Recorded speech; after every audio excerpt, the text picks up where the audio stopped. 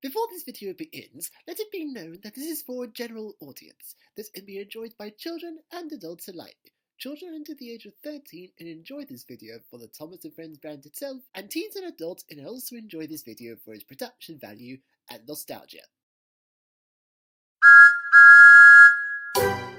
Charlie and Norm, based on the series 14 episodes Charlie and Eddie. Written by Andrew Holloway.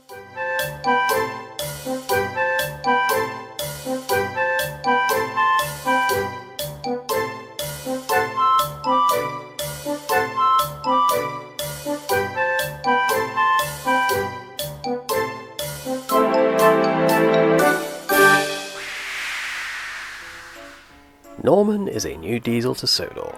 He had a faulty system when working on the mainland, and he was close to being scrapped. Luckily though, the Fat Controller was sought for a few new Shunters, and he saw potential in him.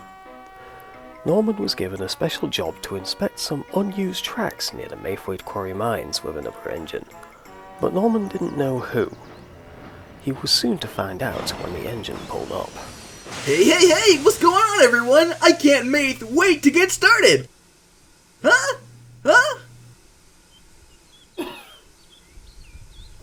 Norman had never met Charlie before, but he assumed he would be nice like all the Steamies. Hello, Charlie is it?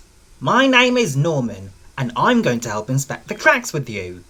Norman? I assume that's a pretty normal name. I think so. I've never met someone with the same name as me. No, I meant that as a joke, because Norman and normal sound the same, get it?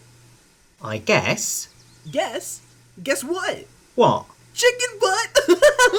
Norman was beginning to not like Charlie. Right now, they needed to be serious, not silly. Alright, Charlie, let's stop the jokes and get to work.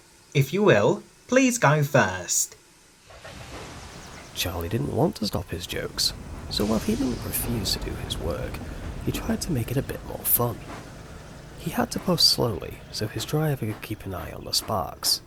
The trees were overgrown, and if his fire wasn't controlled properly, he could cause a fire. Charlie didn't have the patience for this speed, so he took a look at the trees. Then he blew a strong abrupt gust of steam. A loose branch was let loose from the force and landed on Norman. Ah! What was that for? Sorry, it must be a blustery day. Likely story. You must have knocked it down. Oh, I merely tickled the tree. My driver and firemen are controlling my fire, so at least no one got hurt. Mere luck is no excuse for irresponsibility. Now come on. We didn't come to leisurely run light engine. They made good time, mending the clamps in between the rails and replacing rusty ones.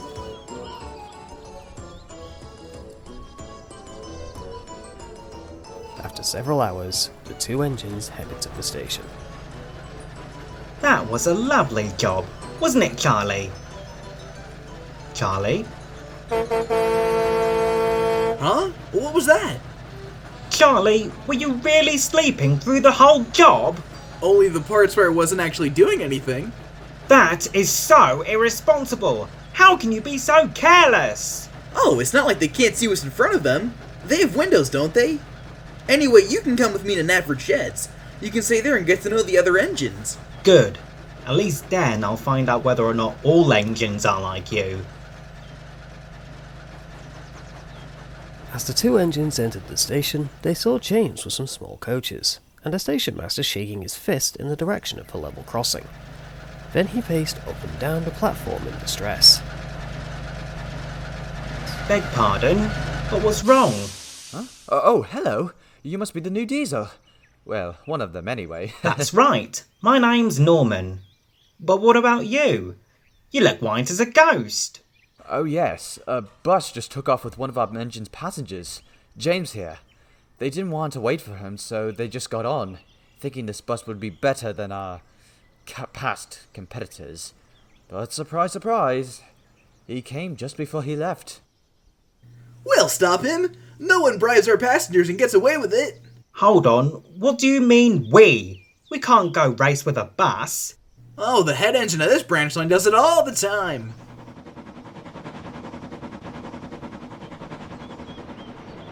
But where is the bus going? To Tidmouth. Hit station on the Little Western, just at the west end of the line. Over there? But isn't that far away? We can't... Oh, don't be so afraid. We can do it. Oi! Let me get out the way first! Goodness! Just had these coaches polished. Charlie pushed Norman determinedly along the branch line, streaming all the way onto the main line. Norman ran on his own power because he felt his wheels rubbing on the rails in a painful way. Or at least painful to him. You're a small engine.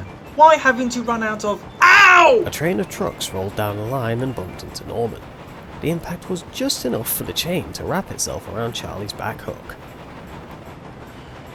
This island's coal industry is so reliable, I swear. Ugh. But we can't just tip it all... Oh, you're not. I'm not. I am not seeing this right now. Oh, he was. Charlie's fireman climbed onto the first truck and shoveled coal into Charlie's bunker, while the driver, albeit with some difficulty, drove their engine and fueled the firebox. By this point, they were coursing towards the Hat Street crossing, the busiest level crossing in Knapford. Charlie crashed through the gates and blocked the road, including the yellow bus, and 5 other cars and lorries in front of it. No one was hurt, unless you count a scratch on the bus's bumper and Charlie, but you wouldn't know it if you saw him. While Norman was sitting anxiously, worrying about his terrible first impression, Charlie laughed like he'd been on a roller coaster. Don't worry, young engine. The Fat Controller usually comes here to settle the dilemma. But he didn't arrive. Instead, a workman came to the scene. He came out of a car further up the road and inspected. What is all this? That blinking engine crashed into the gates. That's not true. Some trucks pushed me down the hill, and a purple engine, Charlie, let them carry... Wait, where did he go? I have no time for excuses. Just get out of the way. The gate pieces were cleared. It took a long while for replacement gates to arrive. The line of traffic had to take the long way around, and the traffic caused was much worse than before. Meanwhile, Norman was kept on the railway, because the current state meant they were desperate. Besides, the Fat Controller had to make his decision on him. Other engines were taught to him, and while he seemed like a nice engine, he was quite touchy about the subject of crossing gates, shunting engines, and buses. One night, Stanley saw him slinking about the harbour glumly. You seem disappointed with something. Is there something you'd like to talk about? No, Stanley. I'm fine. Trust me. Okay, but you don't have to do your evening job if you don't want to. Rosie could take it, and you and me could... No, it's fine. I think I can take care of it myself. Okay, if you say so. I'm always in Knapford in the evenings if you want to chat.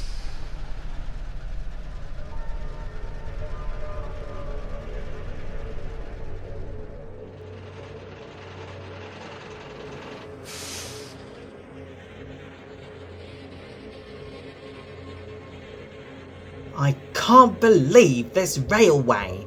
That little menace ran away to let me take the blame. Why would he? Maddening, isn't it? Dreadfully. You would have thought this whole... Wait, who was that? Oh, don't fret. I'm just a regular engine. Well, not regular for long. I have a plan. A very big plan. A very big plan made for a very worthy cause. In that episode of Thomas Rewritten, the story was written by Andrew Conaway and Christopher O'Shea. It starred Whiskers as the narrator, Jonathan Asiamah as Norman, Epiclafiteau as Charlie, Christopher O'Shea as James, Tom Allmark as a Diesel, Great Nate 8395 as the Mayfloyd stationmaster, Net0155 as the Yellow Bus, Nick Starwind as a workman, and Demon of Nowhere as Stanley. Sound effects were created by SoundEffectsFactory, GW Shunter, and Nathan Basset, and music was created by Thomas Van 2016, NorrambyBranch, Robert Harthshorne, Sensathe, and Toby Fox. This has been a Steam-Powered Cyborg production. Characters are owned by Wilbert and Christopher Audrey, Bristle Croft, Hit Entertainment, and Mattel.